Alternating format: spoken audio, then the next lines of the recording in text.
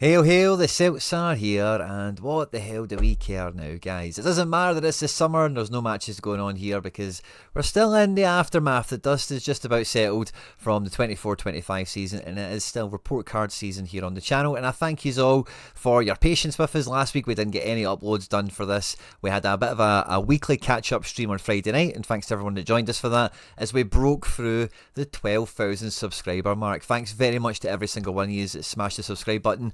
The thousands of you that tune into the videos, that smash the like button and get into the comment section. It's really supported the channel in a fantastic way, and we're growing and growing and growing, and I absolutely love you all for it. Thank you very much. If you haven't done so already, please do like and subscribe and all that good stuff.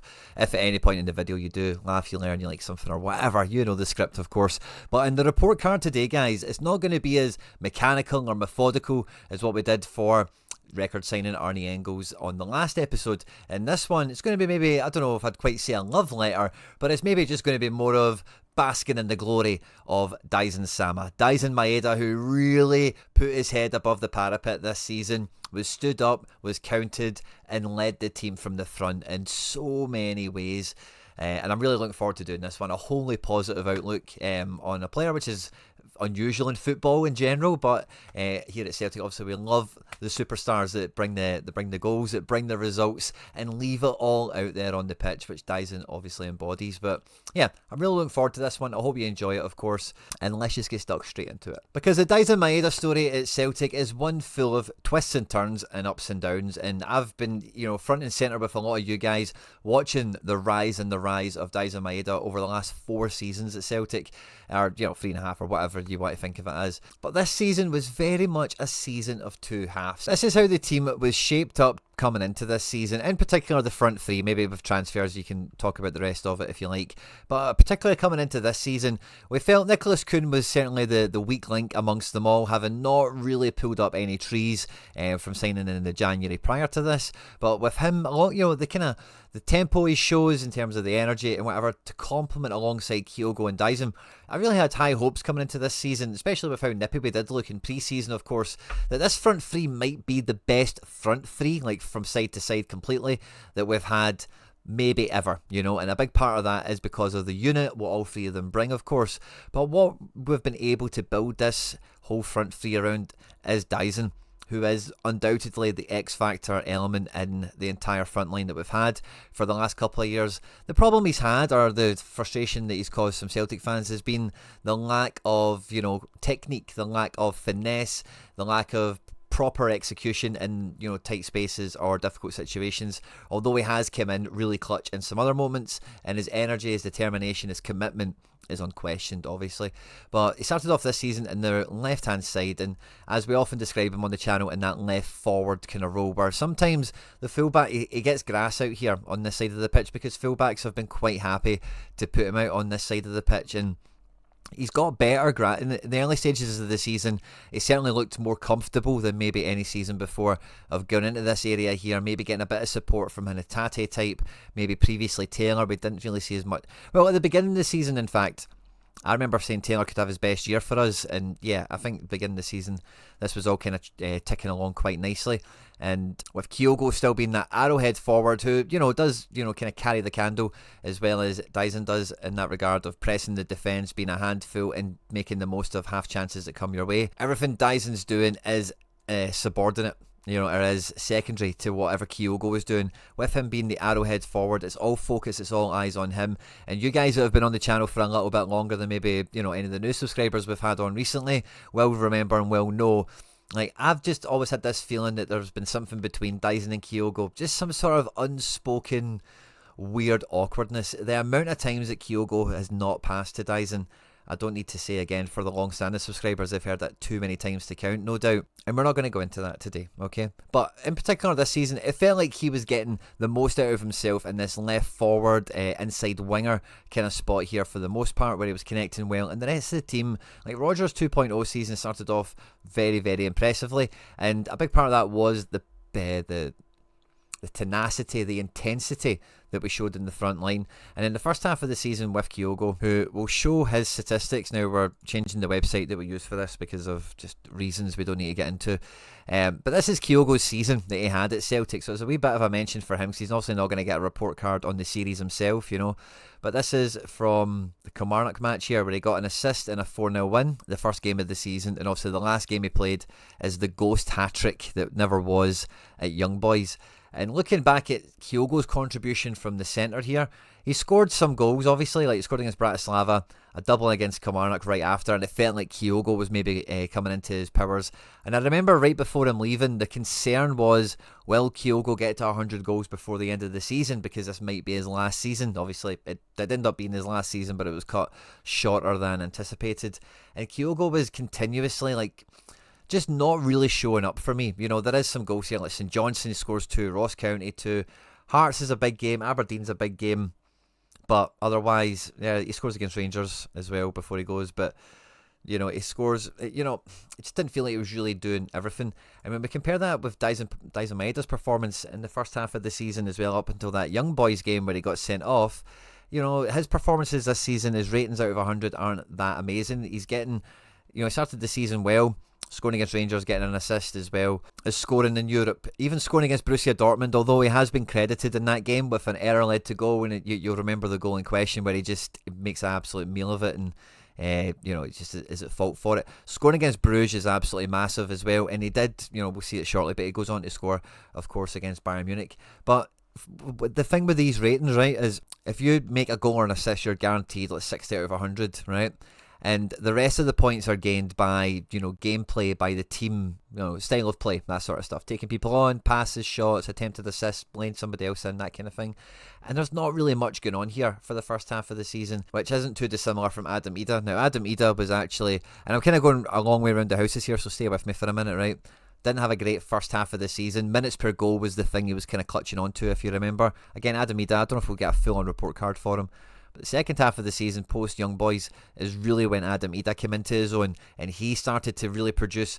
Would you say at the same rate as Kyogo or better? Comparing them side by side, I don't think it's really that different. The output, obviously, there's a lot more matches to go on here for Kyogo than we get for Adam Maeda at that last kind of little tail of the season, perhaps, like Aston Villa onwards. He's missing a few games where he needs to score like 2 goals or be involved in 2 goals more often. He's kind of just been a one and done kind of guy. But still has been a bit more active, a bit more vibrant. And when we look at Daizen Maeda, a part of the, and you know, Ida playing is a different sort of thing, because if Ida's playing and Maeda's still out wide, Maeda's still kind of doing the same job as he did with Kyogo. But Daizen scores, his performances were peak. That was the absolute best he's ever played in the hoops. And a lot of these scores, a lot of these performances are coming from when he's been played through the middle. Now, there is a lot of success here still out on the wing, because as we can see, Adam Maeda did start a large chunk of matches, but there is a period in there where Daizen is playing as a arrowhead forward, and he has Jota in support, which just now feels like this front three went to another level. And I really do feel that we were so close against Bayern Munich in the Champions League. It could have went another way if we did get another bit of firepower, another bit of reinforcement, because really in those types of games we're not really getting goals from midfield, maybe Hatate, and we don't really get goals from our defenders domestically, never mind in Europe. So the full weight of the scoring expectation is on the front line, and Daizen has handled that, especially in that second half of the season, way better than I would say probably anyone in the last like 4 in a row, essentially. Like by a distance. I think it's the best form we've seen from an attacker, and he's done absolutely brilliant. It feels like he unlocked like an extra level of confidence, or maybe it was because Kyogo was gone. Who knows, right? But it, you know, it just seemed to, you know, be a bit quicker, be a bit more, not even committed, but just actually started getting on the end of all these things. And maybe Jota and Kuhn played a part as well. The team obviously helped supply him and build the web, the game that Brendan Rodgers is laying out for them. But everything Daizen was doing, the mistakes weren't there, the curly toes weren't there, and it was finishing more. And when you've got Daizen in the goal mouth there, in that face where, you know, I always say to, you know, players, whatever, kids, coaching, you know, all that kind of stuff, from the post here through the corners, you've got to think of that as like a funnel.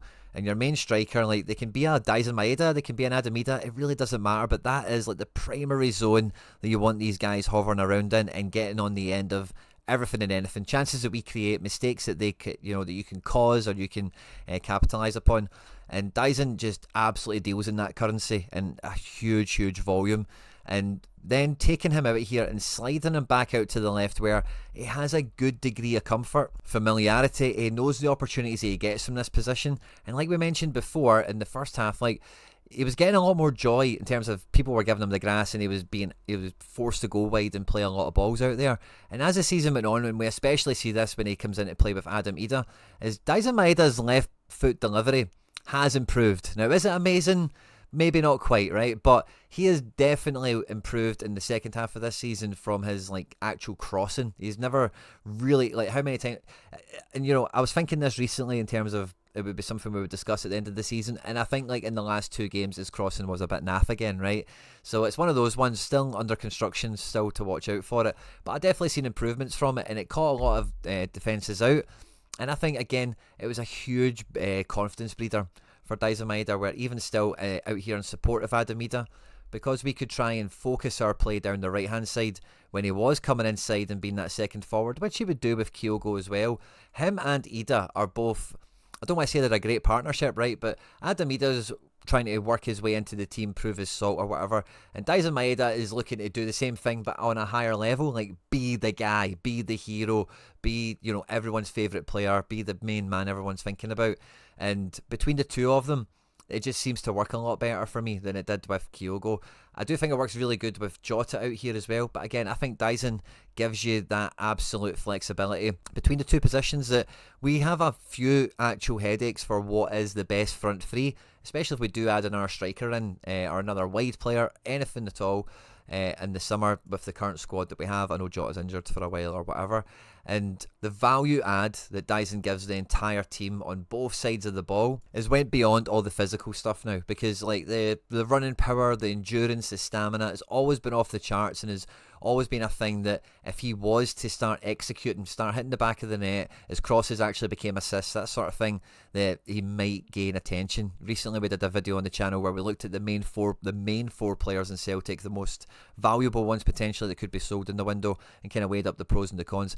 Ultimately, I think Daizen Maeda has only made his value to the club quadruple over this season, I would say. Champions League goals in big games domestically, games in cup finals, winning penalties, and he's still been selected for his national team. If that's important to anyone out there, you can still get selected for Japan and play up front in the World Cup, like we've already seen, and even up to now, just like Daizen Maeda's doing. And I'm really happy for the guy on so many levels that I think, he's just done absolutely fantastic. This is a report card video, but I did have a mild bit of structure to it. We've already spoke about his left foot improvement. I think that's a huge thing that he has improved upon this year. The second thing as well, I think, is his composure. We've seen some absolute worldies, some beautiful goals from Daizen. Normally that's not really been in his catalogue. He has, do you remember the angry worldie that he scored that one time? I can't even remember what it was about. Did he maybe get booked, or did someone kick him or something? And it was maybe Hibs or Dundee United away, something like that, and he took the ball in from the touchline out, the throw out, and dribbled in and shot from 35 yards, and it sailed in. Never really that was the only one. It was an angry goal. Something about that makes me think that. But that, in the second half of this year, that chip, some of the goals he was scoring were just absolutely top shelf, and you can only do that at the top of your confidence and the top of you, kind of pushing your comfort zones, your ability to really improve and get better. And it's such a great thing to see for him, considering where he started with. A lot of Celtic fans, kind of similar to Arnie Engels, really divided the fan base. Some people see the value that he brought and hoped that he could improve, and others didn't, and that's fine. Everyone sees football differently. But now, he's been on such a journey, everyone is in unison that Daizen is the main man up front, and if we don't have Daizen up there, the strength of this team is absolutely upside down. And the only thing I would say is a thing to watch out for next year, or a thing to, dare I even say, improve on, is Daizen Maeda, especially in the cup final. I really felt this, but the chance that he has one-on-one where he doesn't square it, there was another one like that a game or two prior where he doesn't square it for Johnny Kenny. Daizen would not have done that 2 months prior, So I'm not saying things have maybe went to his head. I know he was chasing the golden boot, right? And I think that's mainly what it is more than anything else. There's no toxic Kyogo nature about it, I don't think. But, he needs to stay true to the way he was to improve, and the way he's always put the team ethic above his own, because he did leave a couple of goals on the table for us last year in the last like 4 games, I'm going to say, with some golden boot chasing stuff, which, you know, fair enough. When you're chasing for the golden boot, at that point you can accept it, I think. But it's that behaviour when, you know, nothing's won yet, nothing's on the line yet. In that regard, I hope he goes back to that, and we start this season where he's squaring people for tap-ins, he's getting on the end of tap-ins as well as like the other, you know, amazing stuff that we see from him, and we've seen him progressing. Celtic will undoubtedly sign another forward. I would wildly expect it to be a Kyogo replacement, because I think that, you know, Brendan Rodgers has said it, Daizen is a left winger. That's where he's got the majority of the goals, and I think like Daizen and Jota competing for a spot, Ida and someone of Kyogo's level competing for a spot, and then you've got Kuhn with legend James Forrest, and then whoever else wants to kind of hang about in the building. Does it get any stronger up front? I don't think it does, you know. So still, you know, kind of side topic, all eyes on the next forward that we sign or whatever. But Daizen Maeda is the man, you know, is player of the year by all measure, you know, and that's the only kind of critique or thing to improve, thing to watch out for next year that I could possibly think about. He's had an A+ season, best season of his career, and I think, you know, based on the comments that he's been quoted as saying in Japan, doesn't feel like he's in a rush, doesn't feel like he's going to go anywhere anytime soon. And another Champions League campaign, another transfer window to strengthen the squad. Kieran Tierney now going to be behind him as well. This feels like, you know, Daizen could be on for even greater heights, because Greg Taylor is the inverted wildcard fullback. Tierney is not. Tierney is a bombastic fullback. He is going to be getting up into this zone here. He's going to be crossing balls. He's going to be driving into these channels for other crosses and shots of his own.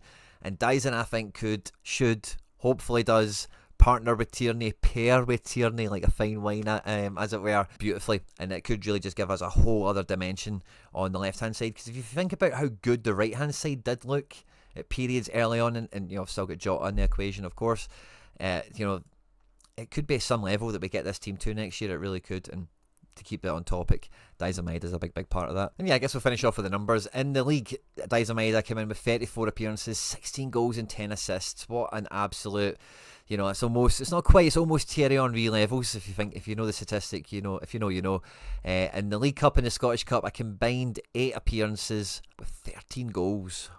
And with 4 goals and 1 assist in the Champions League, which is 51 games across all competitions. 27 goals, 11 assists. Could Daizen Maeda go one step better next year and actually bring home the golden boot himself, as well as keep up those numbers in terms of goals and assists across next season? I really hope so. A full season in this kind of new mode that Daizen has found himself in, especially towards the back end of this season, is very, very exciting, and I'm looking forward to catching it. Hope you've enjoyed this one, guys. Don't forget to hit the subscribe button if you haven't done so already.